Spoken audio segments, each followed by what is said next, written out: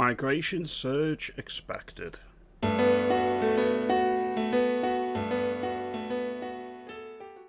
Good afternoon, I hope everyone's well today. Thank you for watching as always.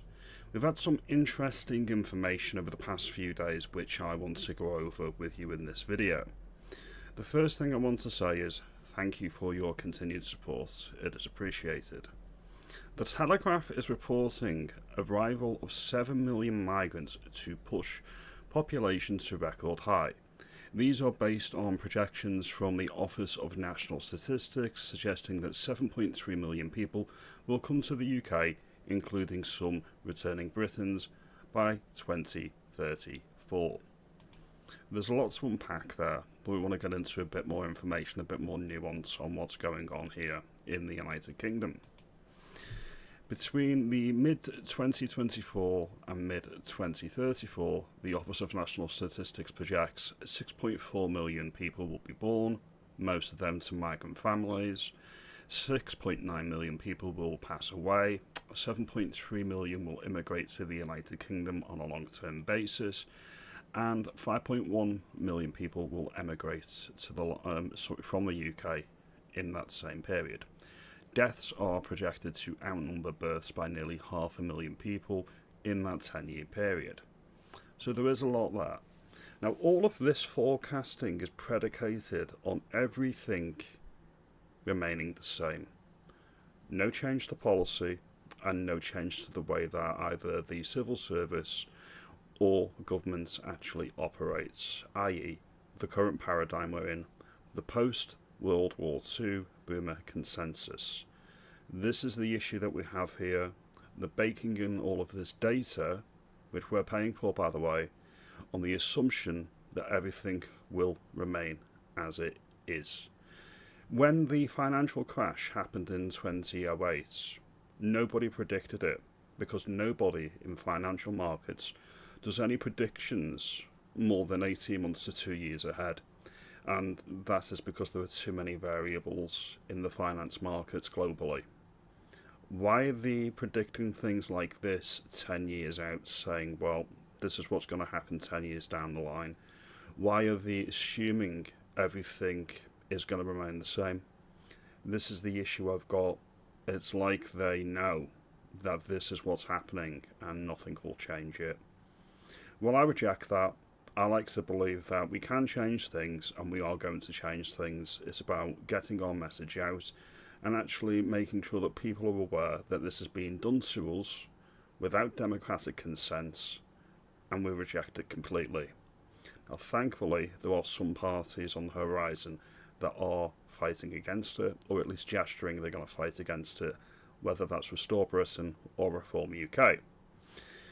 What you need to know is the biggest signal, the biggest tell any mid-wit politician can tell you about their intentions of they're happy with this and they do not care about demographic replacements or the concerns of community cohesion is when they come out with information or speeches or even statements like this. The SNP says too few migrants are coming to Scotland. That is the SNP's opinion. Now, this isn't specific to the SNP. I'm using this as an example because it's all over the United Kingdom. Any non-playable character from any of the political parties that say we need more migration and you're fostering division if you disagree, they are telling you in no uncertain terms they are happy with the way the things are and they don't want it to change. We'll get into a bit of the body of the article now.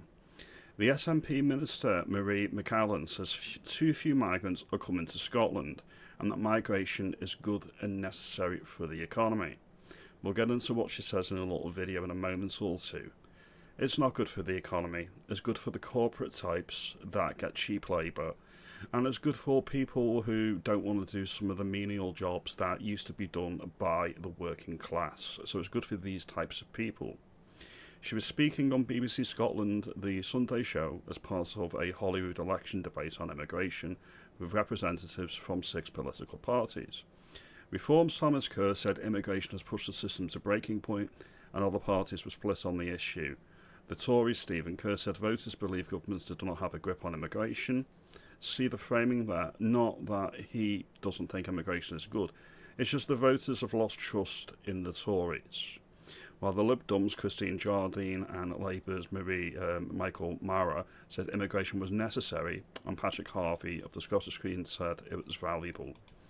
Now, as valuable to the way that they see things is valuable to the way that they are running the country, which is using migration as a catch-all sticking plaster rather than look at any of the major issues that need changing. Is it better to encourage native people who are born and bred in the United Kingdom, to have more children, create a pro-family, a pro-nativist and pro-natal environment where people feel comfortable and able to have large families? What is one of the biggest stopgaps or one of the biggest stoppages on people starting families? The fact that we can't get a house. And why can't we get a house, even to rent, let alone buy? It's because the housing market, the housing bubble, is propped up by demand outstripping supply, and that's done purposely because it drives up costs for buying a home. So we're going to get into this quick video. So I'm going to get into the video now. As I say, it's very quick, 30 seconds or so. It's good for our economy, necessary for our economy, for our hospitality sector, health and social care, and our businesses. That was really reflected in the opinion there. That's not actually true. It's not good for hospitality because it means local people born and bred in Scotland or the broader United Kingdom, are being outcompeted for menial or low-paid jobs by the influx of cheap labour. So it's good for the corporate types, the people that get these midwit politicians into positions of power to reinforce that arrangement. It's good for them. It's not good for the small to medium business, and it's not good for the vast majority of native-born people anywhere in Britain. That's a lie.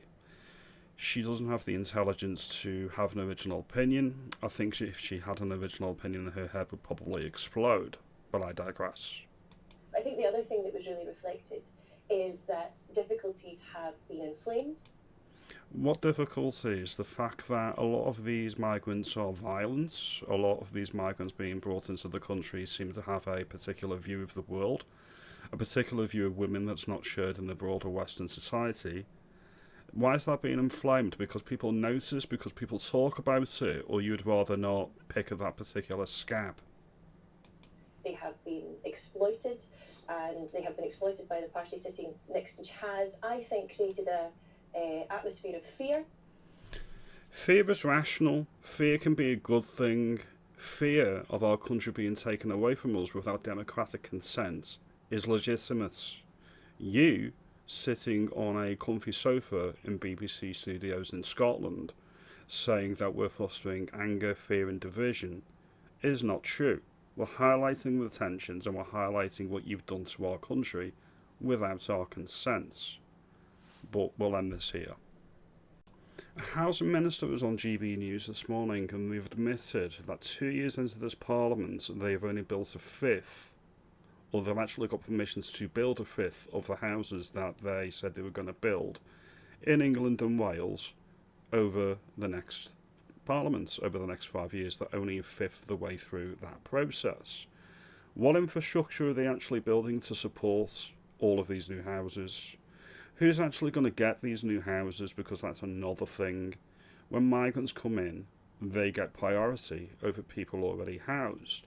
So say, for example, you're waiting on a house, you want a council house, I don't know, and you want a waiting list. These people will come in and they will take priority over you if you are already housed in Britain. That shouldn't be the way that it is, but that's the way that the government views it. As I say, there are a few parties that are making the right noises. I think Restore Britain would be by far the best choice, but they're not running yet. A lot of people will vote Reform UK in the locals and in the devolved elections. But you let me know. All of these predictions that they're putting in, all of these charts and graphs for 10 years, in my view it's nonsensical, because it accepts that this is the way that it is and nothing can change. I refuse to believe that. I refuse to think that we can't get our country back. I don't like that defeatist mindset. We can do this, and we can win this in the end.